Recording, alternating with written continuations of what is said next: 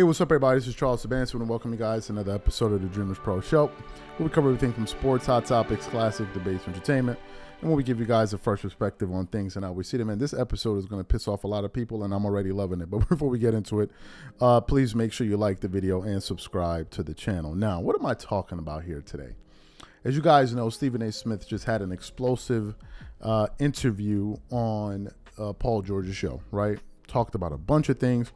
Depending on when you're seeing these shows today, you're going to be seeing them at different times, but we're covering a lot of what was said in that podcast. Now, if you guys remember carefully, there was a time on ESPN, and it was around the time when I think Skip Bayless was there, and even shortly after he left. If you remember, there was a time when Stephen A. Smith used to discuss LeBron James. And every time before he mentioned LeBron's name, he would say he's a great father, great philanthropist, a great basketball player, great human being, all of these different things. And then it got to the point where they even started putting up graphics of him saying this, right? And we would all kind of chuckle at that. But what we didn't really know was the backstory. Well, apparently the backstory was this.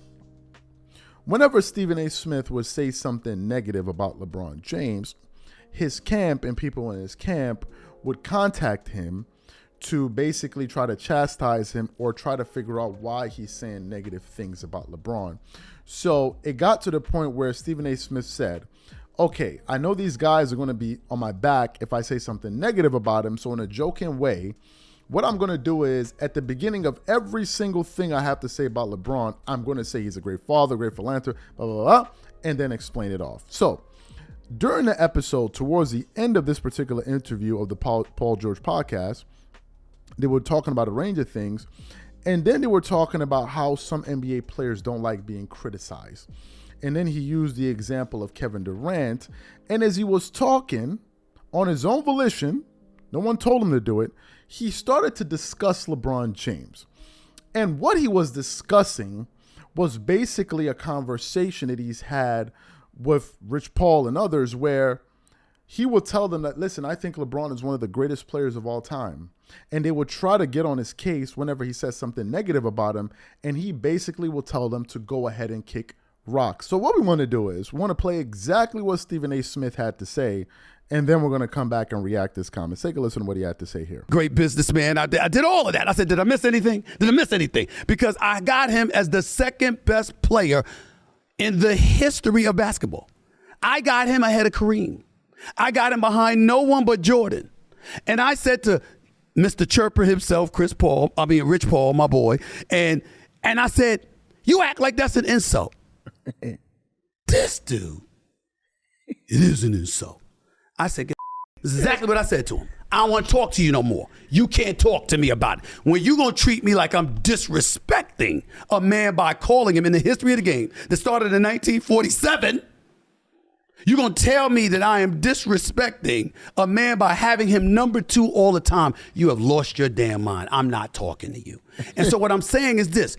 You got cats that want the lofty accolades. They want to be renowned for this, and they want to be recognized as that. But LeBron, and you know this, you're going to start laughing when I say this, because he's done this before. LeBron, because I'm the best in the world. During the finals, remember that? When he's playing goes, I'm the best in the world, which he was. You know, that's how he felt, blah, blah, blah. They lose. Another year, wasn't the same series. Another year. I'm just trying to be best father that I could be and, be a good role model. God damn it, nobody's talking about that, man. You know good and damn well we talking about that damn jump shot you was shooting where you shot 2 for 10. Stop it. We nobody's questioning your character. You didn't ball that day. You didn't ball. Why you gonna go there? You trying to be slick. You're damn right he did it. And it's like you're trying to be slick. Can we stick to ball, please? Nobody questioned your character. Nobody sat up there and said you're a scourge of the earth. You're not a role model. We don't love you. We don't care about you. Yo. You played bad that day. You'll play good tomorrow, but you play bad. And for you, this is important. Write this down. It's for me. Come on, Steve. Soap operas are a beautiful way to do a podcast and a beautiful way to be a journalist. analyst. If you watch Young and the Restless, Victor Newman has been shot. He's been pushed down a flight of stairs. He's been stabbed.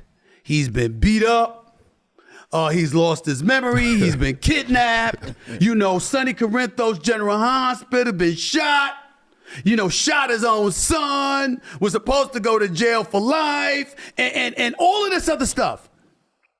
Fellas, they're the stars. They're going to be there 6 months from now, a year from now. But it doesn't stop the soaps from telling the story. Yeah. And that's what you're missing. Paul George gets paid what he gets paid. My brother, you deserve it. We know you can ball. Anybody with two eyes know that when you healthy, you one of the best. There's no doubt about it. So you heard what he had to say. This has been the MO of LeBron, Clutch, and these guys for the longest. Stephen A. Smith was the first person I heard on television say that he was nauseated by the obsession of LeBron and his camp to control the narrative. They always like to curtail the message. They never leave the events as they were. They always try to now skew it in whatever direction that makes him look good. And you heard him give an example of an instant of where LeBron plays bad. Then LeBron will now start talking about, oh my God, I'm a great father and blah, blah, blah, blah, blah, blah. Life is so hard and this and this and this. But before he loses, he's talking about how great he is. And therein lies an example of what not only LeBron does, but what his fans do. Whenever you try to talk about LeBron, they always call you a hater, even though you have him ranked highly all time. You see, in the mind of some of these guys, if you're not saying something positive about him 100% of the time, then you're considered a hater. Now, here's the irony. Almost no LeBron fan compliments any other player. As a matter of fact, LeBron fans are synonymous for bringing down other players to elevate LeBron. This is what they do. But I thought it was so revealing that Stephen A. Smith was the one that's saying it, given that he's a person that has had direct contact with these people. Direct contact. And this has been a narrative about LeBron. He's always controlling the narrative and always blame deflecting. Always. For you to have a situation where you have a Stephen A. Smith ranking him number 2 all time, and for people within his camp to still say if he says a negative word about him that is disrespectful, I absolutely agree with what he told Rich Paul. And that's exactly what you would tell any of these people. You tell him to go kick rocks. You tell him to go kick rocks. What he said there is a fact and is something that has been happening for years. As you guys know, I said I have LeBron in my top 4 all time, top 5, top 4, whatever. But I said, however, what I'm not a fan of is the antics. And this is part of the antics. So here's my challenge. For the people that disagree with what Stephen A. Smith said and that feel that what he was saying was hating, I challenge you guys to go make a video about him. Don't make a video about me. Go make a video about how Stephen A. Smith is a hater and how he's a terrible person and all of those different things. Bring up his background, because that's what's going to happen next. But he told the absolute truth. Anybody that's been following the NBA for the last 15 to 20 years knows this. LeBron is the king of narratives and blame deflecting. And based on him saying that is making me begin to understand that a lot of this stuff is engineered.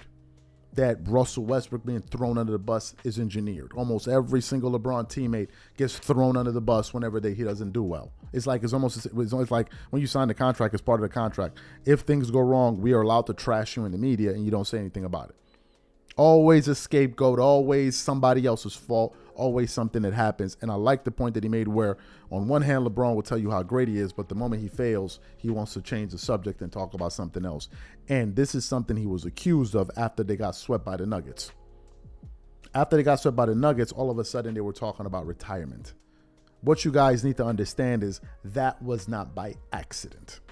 That was intentional and calculated. And I'm glad that he pointed it out. So these are my thoughts and opinions on this. Whatever you guys think, leave your thoughts in the comments and we catch you on the next show.